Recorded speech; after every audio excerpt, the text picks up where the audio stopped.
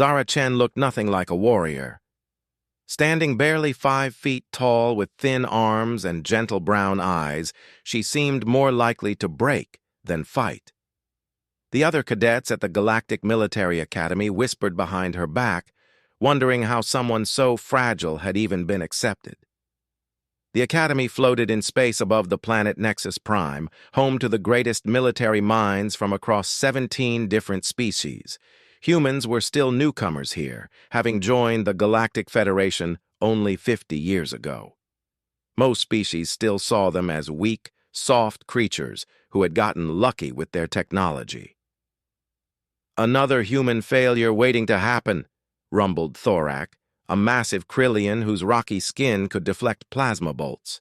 His 4 arms flexed as he watched Zara struggle with her equipment locker. "Look at her. She can barely lift her practice sword." His friend Vextar, a serpentine Silith with venomous fangs, flicked his forked tongue in amusement. "The humans always send their weakest ones first. They think they can fool us into underestimating their species." Zara heard every word but said nothing. She had learned long ago that silence often revealed more than any argument could. Her fingers, seemingly clumsy, actually moved with careful precision as she organized her gear. Everything had its place. Everything had its purpose. Commander Drakton, a 7-foot-tall Ursani with bear-like features, entered the training bay. His presence immediately silenced all conversation. "Today we begin combat evaluations," he announced, his voice echoing off the metal walls. "Each cadet will demonstrate proficiency in their chosen fighting style. Those who fail will be sent home immediately." The alien cadets straightened with confidence. Most had trained in their species' traditional combat methods since childhood. The Krillians were born warriors with natural armor. The Silith moved like liquid death with their poisonous strikes. The insectoid Vorthak could leap incredible distances with their powerful legs. "Cadet Chen," Commander Drakton called out, "you will go first." A collective snicker ran through the group. Of course, the human would go first. It would be over quickly, and they could move on to the real demonstrations. Zara walked to the center of the training mat, her bare feet making no sound. She wore simple gray training clothes that seemed to hang loose on her small frame. The weapons rack stood nearby, filled with traditional arms from dozens of worlds. Plasma swords, gravity hammers, neural whips, crystal blades. Each weapon was a masterpiece of its culture's military tradition. "Choose your weapon, cadet," the commander ordered. Zara's eyes swept across the rack slowly. Her hand reached out, hesitated, then moved to a different section. The other cadets leaned forward, curious to see what the weak human would select. She picked up 2 simple metal sticks, each about 2 feet long. Training batons, the most basic weapons available. The aliens exchanged glances. Even they had expected her to at least try something with an energy field or projectile capability. "Very well," Commander Drakton rumbled. "Your opponent will be Cadet Thorak. Begin when ready." The massive Krillian stepped forward, his rocky skin gleaming under the artificial lights. He selected a traditional war club from his homeworld, a weapon that could crush steel with a casual swing. "This will be over in seconds," he muttered. Thorak charged forward with surprising speed for his size. His war club whistled through the air toward Zara's head with enough force to shatter stone. The watching cadets held their breath, expecting to see the human cadet crumple to the ground. Instead, Zara simply wasn't there anymore. She had moved so quickly that several cadets thought she had teleported. One moment she stood directly in front of the charging Krillian, the next she was beside him. One of her metal batons struck a precise point just below his elbow joint. Thorak's war club clattered to the floor as his arm went completely numb. He spun around, confusion replacing his earlier confidence, only to find Zara had moved again. This time she stood behind him. "Impossible," whispered a Vorthak cadet. "No one moves that fast without enhancement technology." Thorax swung his remaining good arm in a wide arc, trying to catch the human with a backhand blow. Zara ducked under the swing and tapped his knee with her other baton. The giant warrior stumbled as his leg buckled beneath him. Now the training bay was completely silent, except for Thorax's heavy breathing. The Krillian had trained since childhood in the brutal combat styles of his people. He had never lost a practice fight. Yet somehow this tiny human was making him look clumsy and slow. "Stand still and fight me properly," Thorax roared in frustration. Zara finally spoke, her voice soft but clear. "I am fighting properly, you just don't recognize the style." She moved again, this time staying visible to the watching cadets. Her movements flowed like water, each step placing her exactly where Thorax's attacks would miss by mere inches. Her baton struck with surgical precision, never hard enough to cause permanent damage, but always hitting nerve clusters and pressure points that temporarily disabled whatever body part she targeted. Within 2 minutes, the mighty Krillian warrior lay on his back, completely paralyzed but unharmed. His eyes could still move, and they stared up at Zara in shock and something that might have been respect. "The paralysis will wear off in 10 minutes, Zara said gently, kneeling beside her fallen opponent. "You fought well. Your speed surprised me." Commander Dracton approached slowly, his own eyes wide with amazement. "Cadet Chen, what fighting style was that?" "I don't recognize it from any human military records." Zara stood and bowed respectfully to her instructor. "It's called dim mak, sir. The art of striking vital points. My grandmother taught it to me when I was very young." "Your grandmother?" The commander's voice held disbelief. "That was the most advanced combat technique I've ever witnessed. No military academy in the known galaxy teaches anything close to that level of precision." Zara's gentle smile never wavered. "My grandmother wasn't military, sir. She was just a very patient teacher."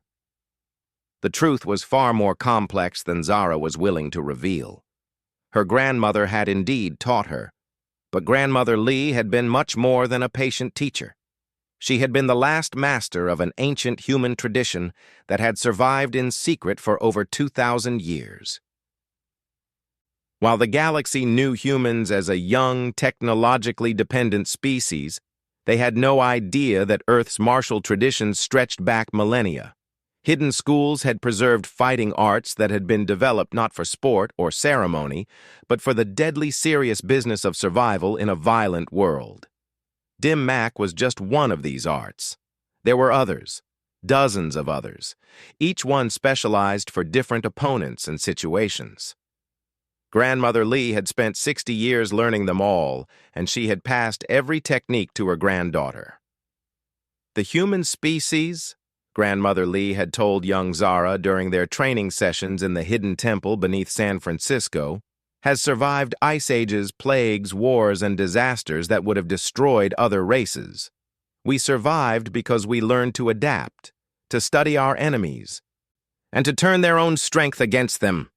Never forget that, little one. We may seem weak, but we carry the wisdom of warriors who fought with nothing but their hands and their minds." Now, standing in the training bay while alien cadets stared at her in wonder, Zara remembered those words. She had revealed only the smallest fraction of what she knew, yet it had been enough to completely change how these beings saw humans. "Sir," she said to Commander Dracton, "would you like me to demonstrate any other techniques? I know several different fighting styles." The commander's expression shifted from amazement to something approaching concern. "Several styles? How many combat arts do you know, Cadet Chen?" Zara considered the question carefully.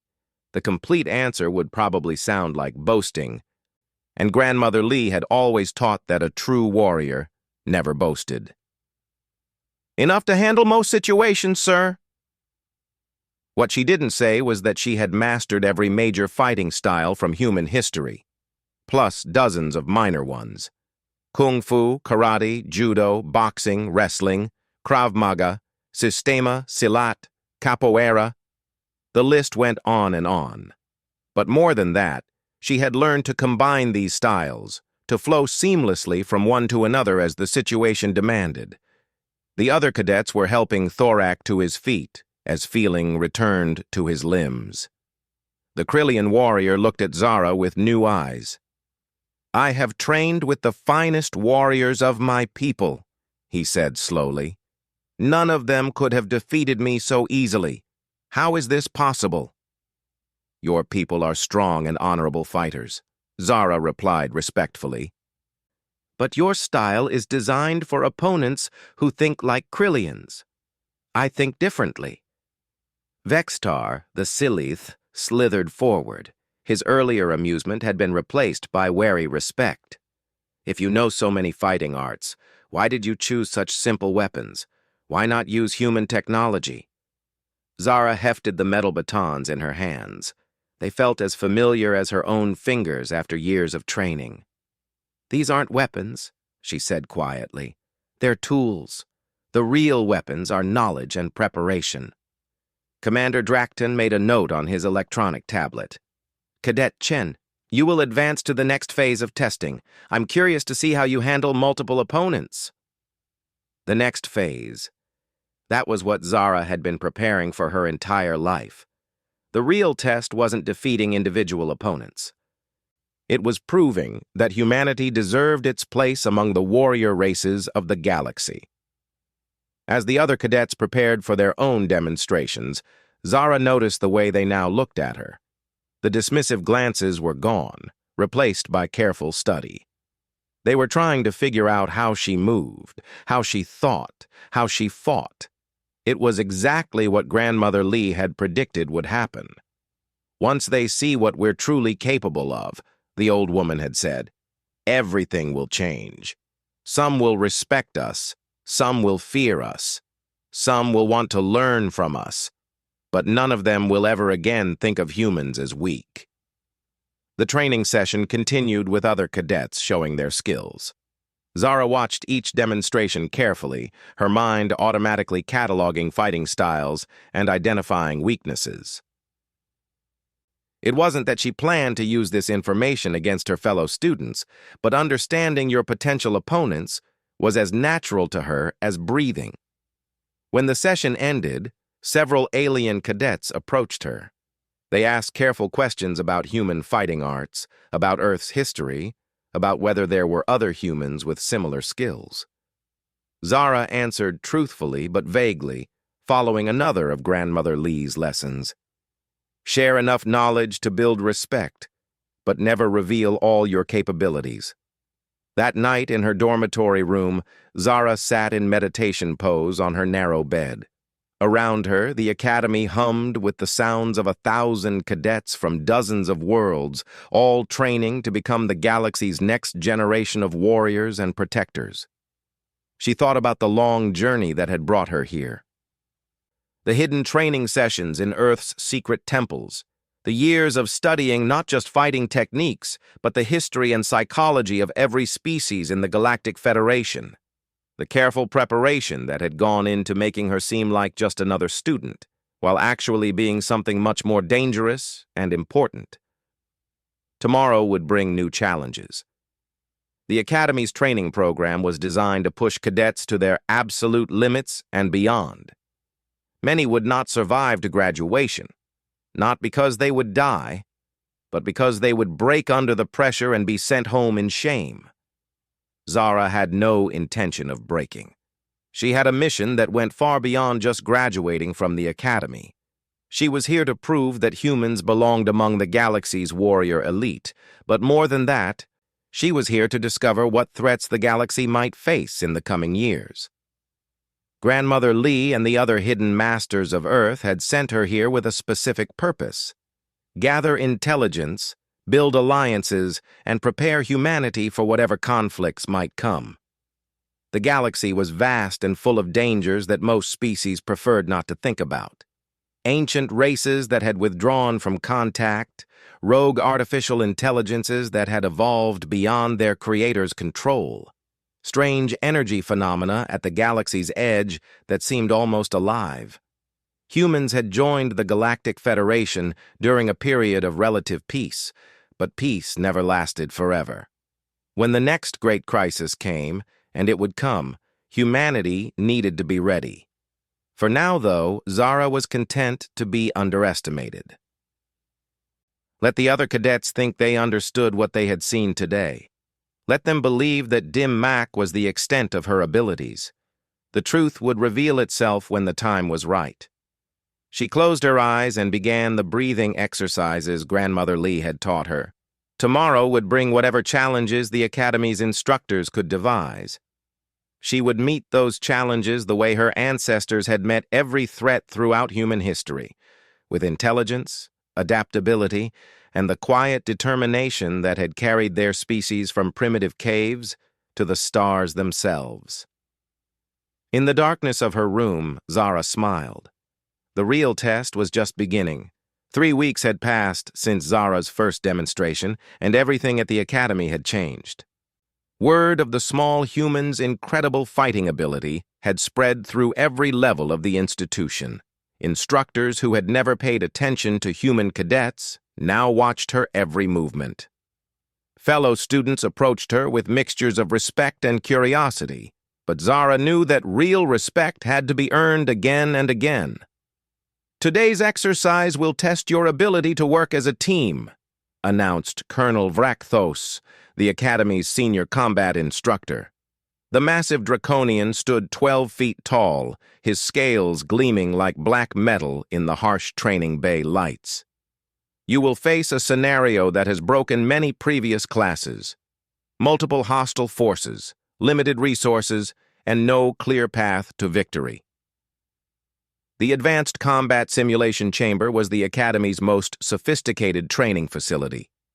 Using hard light projections and gravitational manipulation, it could create environments and opponents that felt completely real. Many cadets had been seriously injured here, despite the safety protocols. "Form teams of 5, Colonel Vrakthos ordered. "Choose your teammates wisely. In this simulation, trust and cooperation matter more than individual skill." Zara found herself surrounded by eager volunteers. Thorax stepped forward first, the massive Krillian's rocky features set in determination. "I would be honored to fight beside you, Zara Chen," he said formally. Their first encounter had created an unlikely friendship based on mutual respect. Vextar slithered up beside them, his serpentine body coiling with anticipation. "Count me in as well. I want to see what other surprises you humans have hidden away." 2 more cadets joined them quickly. Kithara, a graceful Ilari whose people were known for their incredible speed and agility, and Bozak, a technical genius from the silicon-based Mexiri race who could interface directly with computer systems. "Interesting team composition," Colonel Vrakthos observed, making notes on his tablet. "Brute force, stealth, speed, technical expertise, and—" He paused, studying Zara. "Unknown factors. Very well. Your mission begins now." The simulation chamber dissolved around them, replaced by the interior of a damaged space station. Emergency lights flickered red, and the sound of hull breaches echoed through twisted corridors. In the distance, inhuman roars suggested they were not alone. "Situation briefing," came the computerized voice that controlled all Academy simulations. "Space Station Omega-7 has been overrun by hostile alien creatures of unknown origin. 43 crew members remain trapped in various sections. Your mission is to rescue as many survivors as possible while determining the nature of the threat. Warning: these creatures adapt to conventional weapons after exposure. Standard tactics will become ineffective over time." Bozak immediately moved to a nearby computer terminal, his crystalline fingers dancing over the interface. "I'm accessing the station's sensor network," he reported. "The creatures, they're everywhere. They seem to be hunting the survivors systematically." Kithara had already moved to a ventilation grate, her elongated limbs allowing her to peer inside. I can reach the survivors in sections C through F using the air ducts, but there are at least 6 creatures patrolling those areas. My people have faced similar threats before, Thorak rumbled, checking the weapons locker near the airlock. Plasma rifles, sonic disruptors, neural stunners, standard Federation arsenal. Vexatar tasted the air with his forked tongue. The creatures have a strange scent, not quite organic, but not mechanical either, something in between. All eyes turned to Zara. In their previous training exercises, she had somehow always known exactly what to do, as if she could see patterns that others missed. "What are you thinking, Zara?" Cathara asked. Zara was studying the station schematics that Bozak had brought up on his screen. Her mind was racing through possibilities, comparing this scenario to historical accounts she had memorized from Earth's military databases. "These creatures adapt to weapons," she said slowly. "That's not random. It's a specific evolutionary trait." "So?" Vexatar hissed impatiently. "Many species adapt to threats." "But not that quickly," Zara replied. "Instant adaptation means they're either artificially enhanced or they're not really adapting. They're learning, which means they're intelligent." She moved to the weapons locker but didn't take any of the high-tech armaments. Instead, she picked up a simple metal rod and a small toolkit. "We need to think like they think. If they adapt to energy weapons and projectiles, what won't they expect?" "Primitive weapons?" Thorak asked doubtfully. "No," Zara said, already moving toward the station's central corridor. "Improvised tactics. These creatures have probably faced thousands of military units using standard Federation training, but they've never faced human creativity." The team moved through the darkened corridors, following Zara's lead. She seemed to know exactly where to step to avoid the creaking metal that would give away their position. Her movements were so quiet that even Cathara, whose people were natural stalkers, was impressed. They encountered their first creature near the medical bay. It was unlike anything they had seen before, a writhing mass of dark organic material that seemed to shift between solid and liquid states. Multiple eyes dotted its surface, and razor-sharp appendages whipped through the air with deadly precision. The creature spotted them immediately and charged forward with incredible speed. Thorak raised his plasma rifle, but Zara held up a hand to stop him. "Watch," she whispered. Instead of using weapons, Zara pulled a small mirror from her toolkit and angled it to catch the flickering emergency lights. The reflected beam hit the creature's eyes, and it immediately recoiled, confused by the unexpected stimulus. While it was distracted, Zara moved. But this time, her teammates could see exactly what she was doing. She wasn't using any advanced combat techniques. She was using the environment itself as a weapon.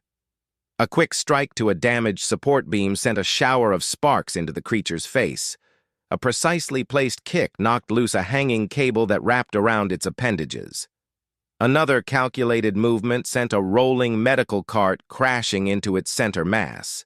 Within seconds, the creature was tangled, disoriented, and trapped under a pile of debris.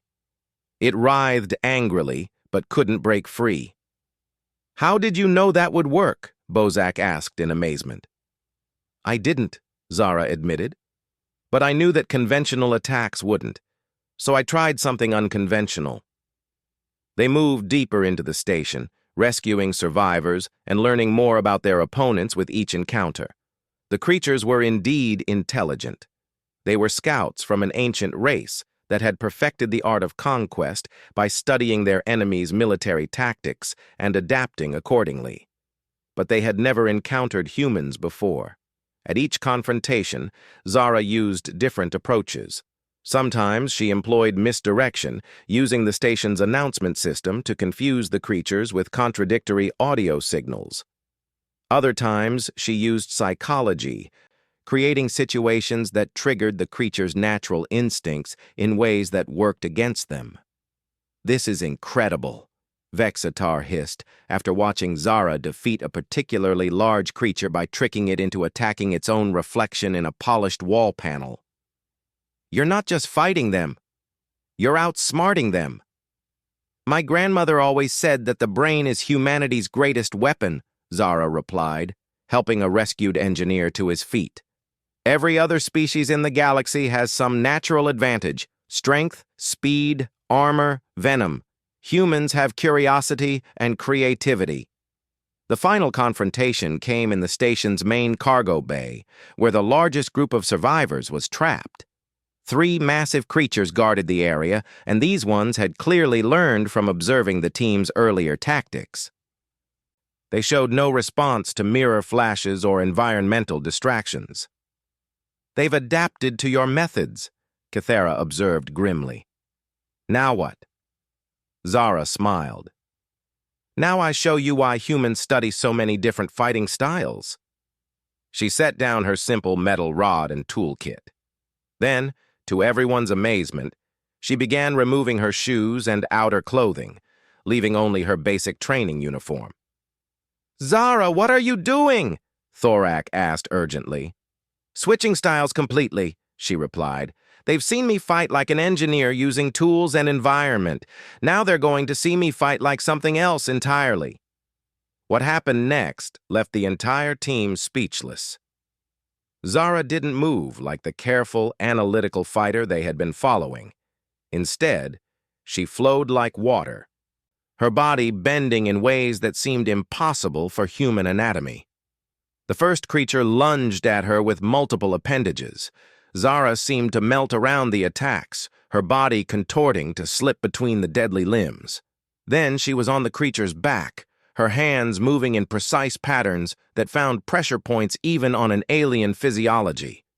The second creature tried to box her in with coordinated attacks from multiple angles. Zara responded by bouncing off walls and ceiling pipes, using her momentum to strike from directions the creature couldn't predict or defend against. The third creature attempted to overwhelm her with sheer aggression, abandoning defense for an all-out assault. Zara met this challenge by becoming completely passive, redirecting the creature's own force back against it until it essentially defeated itself. 3 different martial arts, Bozak whispered in awe. She used 3 completely different fighting styles, 1 for each opponent. Not just different styles, Vextar corrected. Different philosophies. It's like watching 3 different warriors fighting in the same body. When the simulation ended, the team had achieved a perfect score. All survivors rescued, all threats neutralized, and no injuries to team members. But more importantly, they had demonstrated something that Colonel Vrakthos had never seen before. Explain what I just witnessed, Cadet Chen, the draconian instructor ordered as the simulation chamber returned to normal. Zara straightened her uniform and composed herself before answering. I adapted faster than they could adapt, sir. They were learning from each encounter, so I made sure each encounter taught them something different, and therefore useless for the next fight. And the multiple fighting styles? Human martial arts developed on a world where we were prey as often as predator, sir. We learned to fight everything: other humans, wild animals, natural disasters, starvation, disease. Each threat required different techniques, so we developed many different approaches. Colonel Vrakthos studied her for a long moment. How many fighting styles do you actually know, Cadet Chen? The question hung in the air like a challenge. Zara's teammates leaned forward, equally curious about the answer. They had now seen her demonstrate at least 6 completely different approaches to combat, each one perfectly suited to its situation. All of them, sir, Zara said simply. All of them? That's impossible. There are hundreds of documented combat systems across the known galaxy. Human combat systems, sir. I know all the human fighting arts. As for alien combat systems... She paused, remembering another of Grandmother Lee's lessons. I'm still learning. The truth was that she had been studying alien martial arts since arriving at the academy.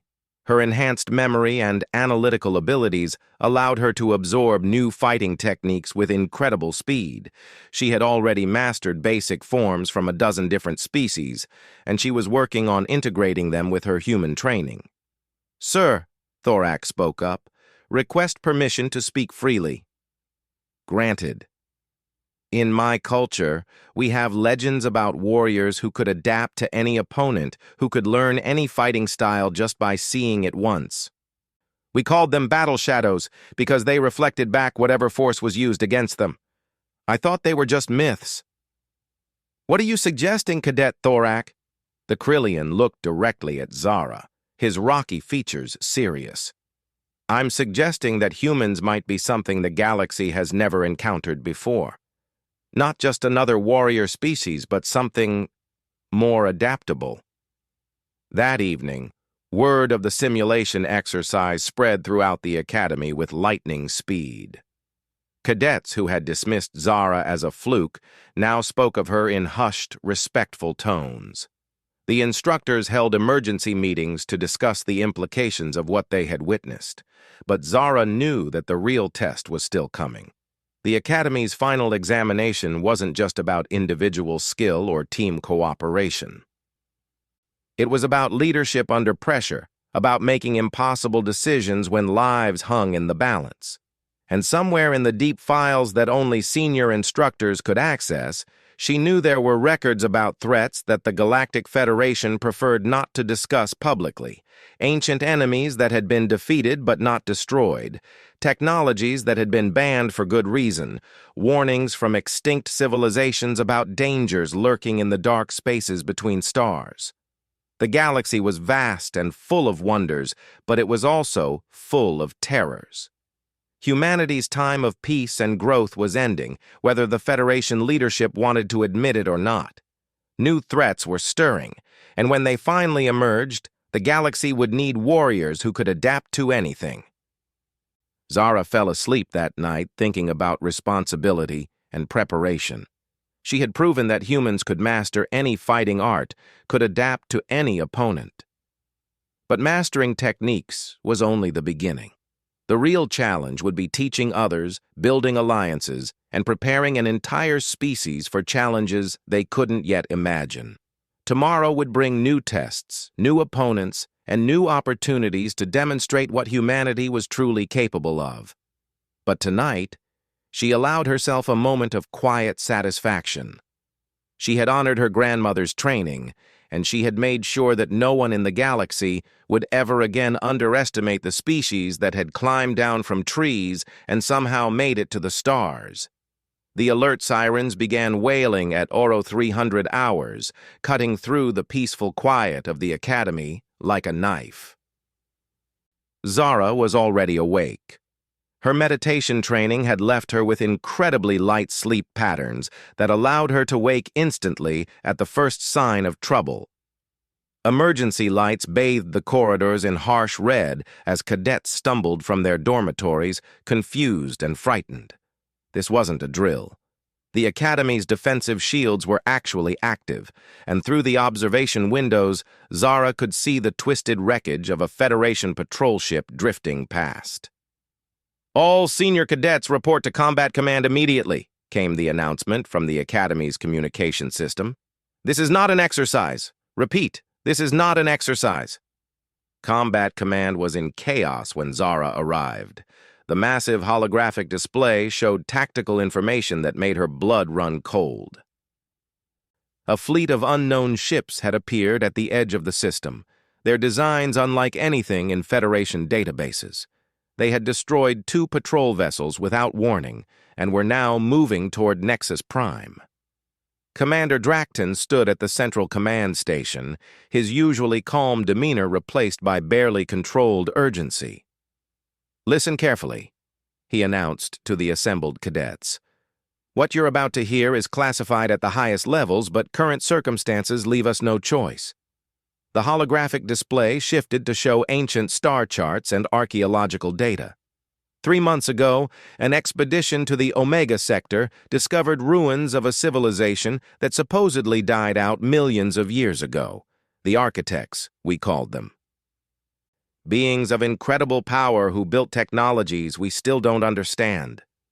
Zara's enhanced memory immediately connected this information to fragments she had overheard in classified communications intercepts.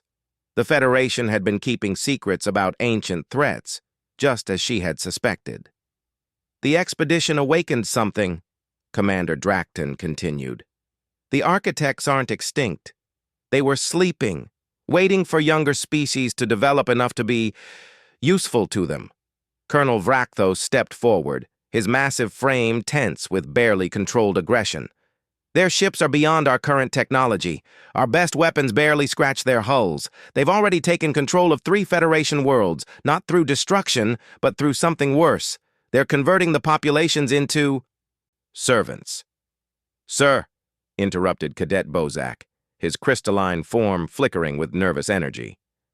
What kind of conversion? Mental domination, the colonel replied grimly. The architects don't destroy civilizations. They perfect them according to their own design. Every being they capture becomes part of their collective intelligence, maintaining their individual skills, but losing all independent will. The implications hit Zara like a physical blow. This wasn't just invasion, it was the complete erasure of free will for entire species. Everything Grandmother Lee had taught her about human independence and creativity would be lost forever if the architects succeeded. The Academy Council has made a decision, Commander Dracton announced. This facility will serve as the final testing ground for experimental defensive strategies.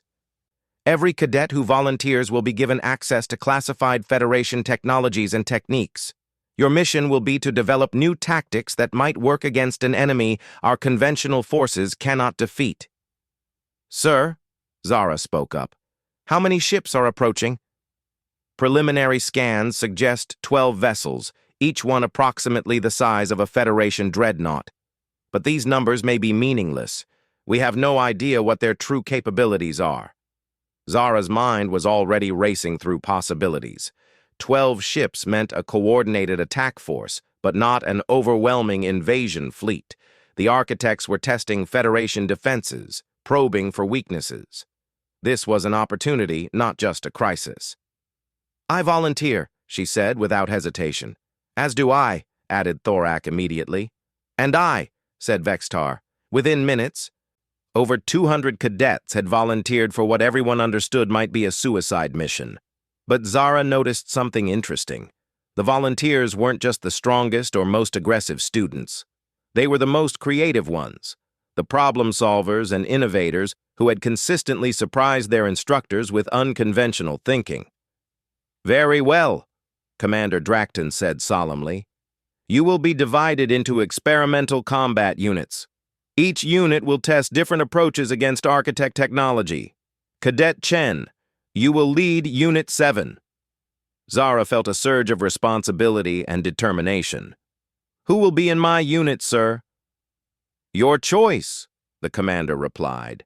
Select cadets whose abilities complement your own strategic thinking. Zara's decision came instantly. Thorak, Vextar, Cathara, and Bozak, sir. The same team from the simulation exercises. Sir, Thorak spoke up. Request permission for additional team members. I'd like to include Cadet Yurixtal from the Photonic species and Cadet Mordak from the Quantum Shapers. Zara nodded approvingly. Yurixtal could manipulate light and electromagnetic radiation directly, while Mordak's people could alter matter at the molecular level. Combined with their existing team's abilities, they would have an incredibly diverse range of capabilities. Approved, Commander Dracton said.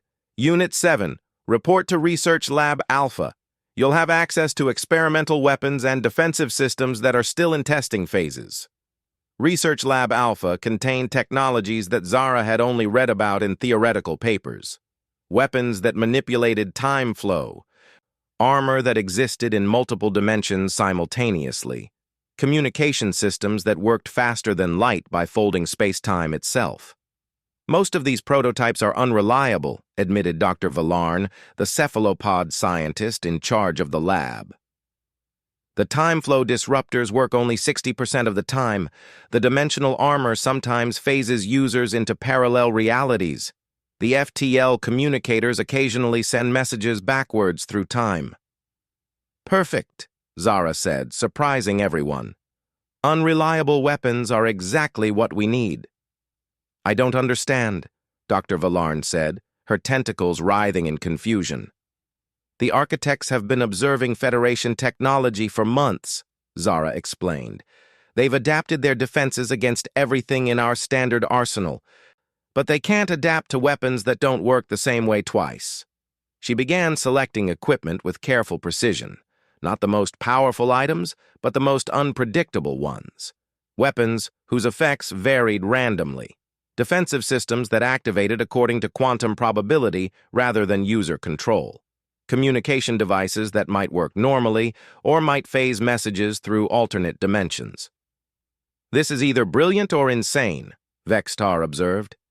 In my experience, Zara replied, there's not always a difference.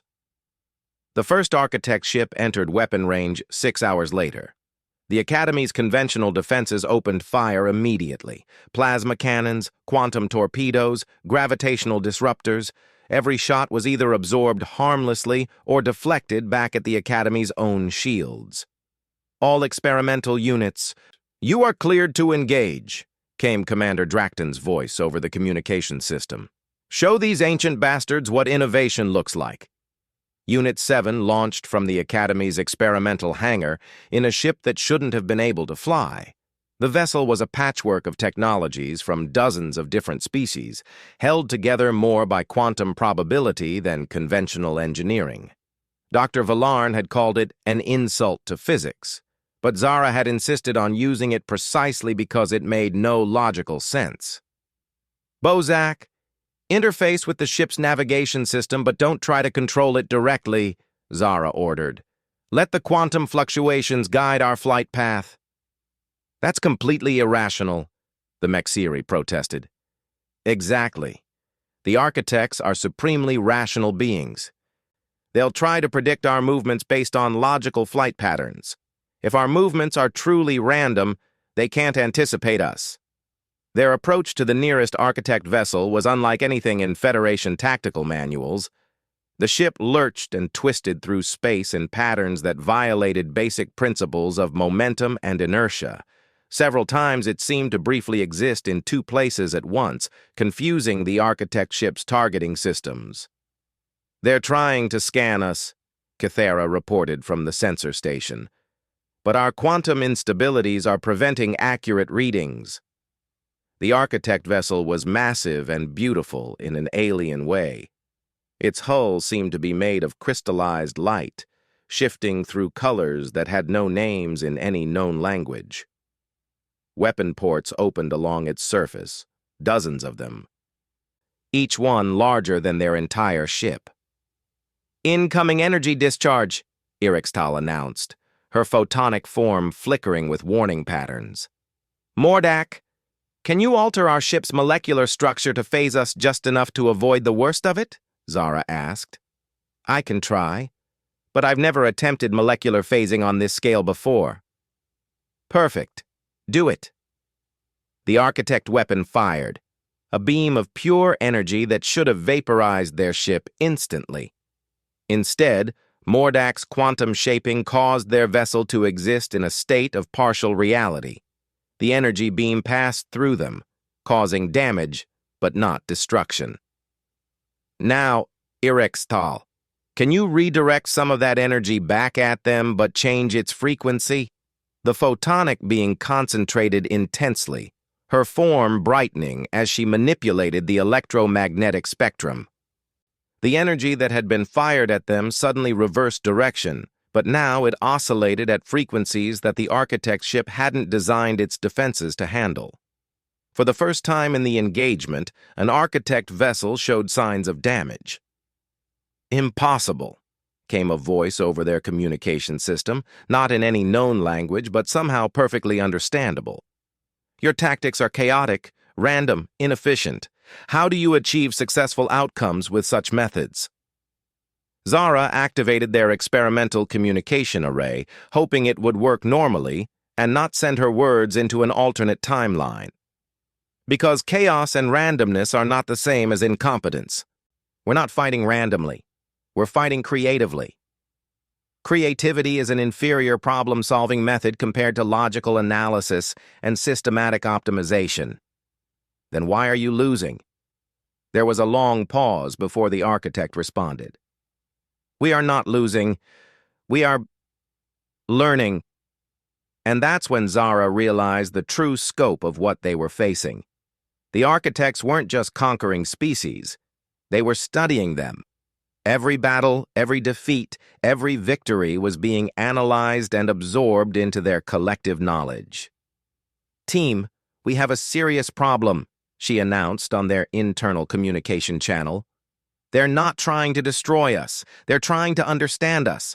Every technique we use is being recorded and studied." "So what do we do?" Thorak asked from the weapons station. Zara smiled grimly, remembering something Grandmother Lee had told her during her very first training session. "We do what humans do best. We improvise." Over the next 4 hours, Unit 7 engaged in the strangest battle in galactic history. They never used the same tactic twice. They combined technologies in ways that violated engineering principles. They made up strategies on the spot and abandoned them the moment they started working too well. The architect ship grew increasingly frustrated. Its logical systems were designed to identify patterns, predict behaviors, and develop countermeasures. But Unit 7 refused to follow patterns. Just when the architects thought they understood human creativity, the team would do something completely different. "Your methods are inefficient," the architect voice protested during a brief lull in combat. "You waste energy on approaches that have no logical basis."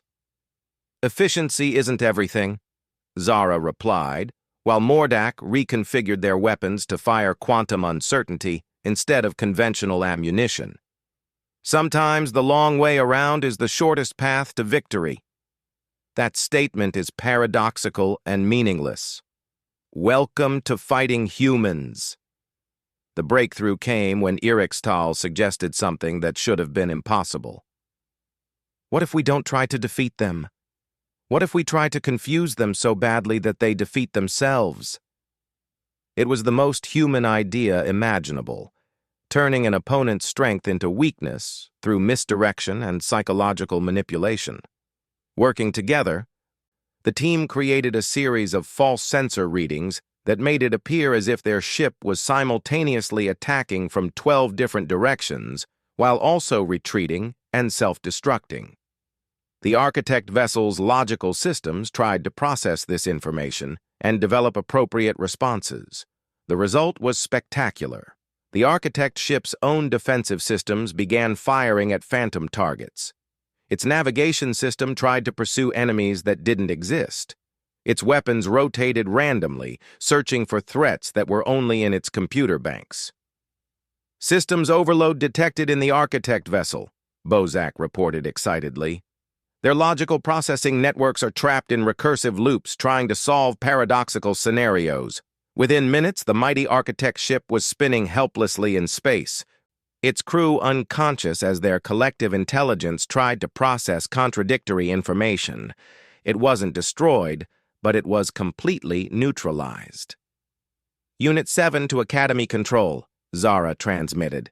"First architect vessel has been disabled using psychological warfare techniques.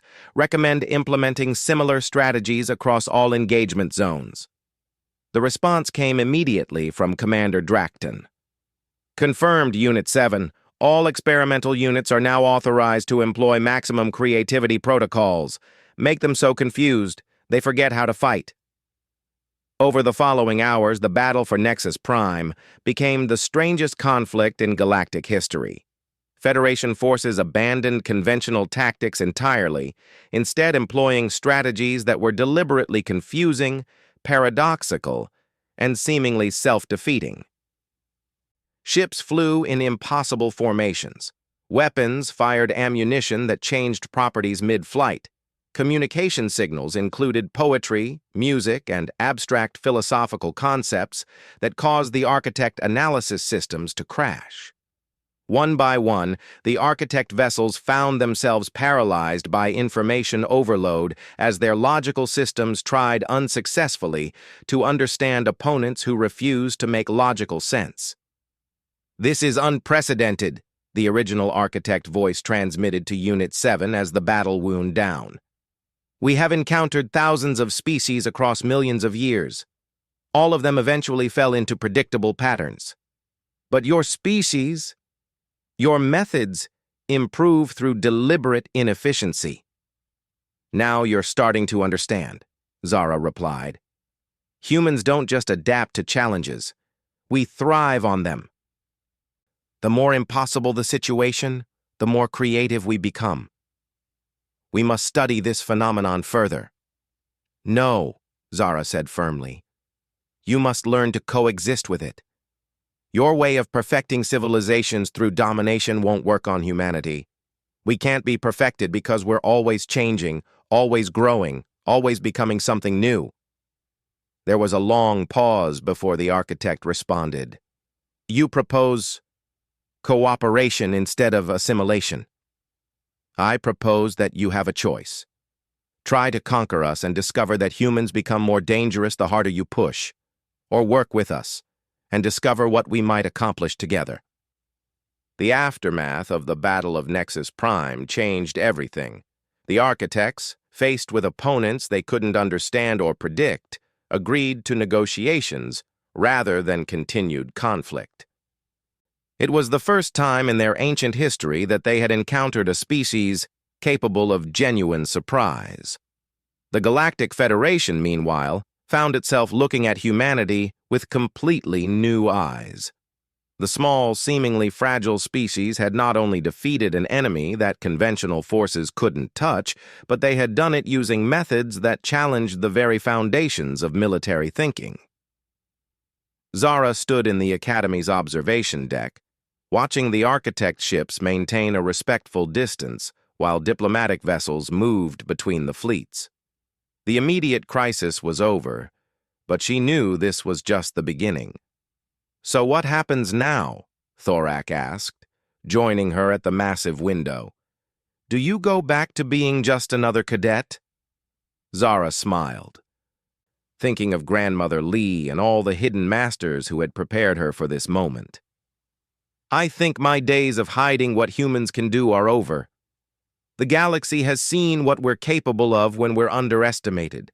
Now they need to see what we can accomplish when we're taken seriously." "And what's that?" Zara looked out at the vast star field, imagining all the worlds and species and challenges that lay ahead. Humanity's true journey among the stars was just beginning, and she would be part of writing that story. "Everything," she said simply. "We're going to do everything." In the distance, the architect ships maintained their peaceful formation, their logical minds still trying to process the implications of what they had encountered. For the first time in millions of years, they had found something they couldn't simply absorb and perfect, a species whose strength came not from rigid superiority, but from endless adaptability. And in the depths of space, other ancient powers began to take notice of the strange, small beings who had confused the architects into surrender. The galaxy was about to become a much more interesting place. The delicate student who had once seemed too fragile to survive military academy had helped save not just her own species, but the very concept of freedom itself. And this, everyone now realized, was just the beginning of what humanity might achieve when the universe finally stopped underestimating them. The stars beckoned with infinite possibilities, and humanity was finally ready to accept the challenge of living up to them all.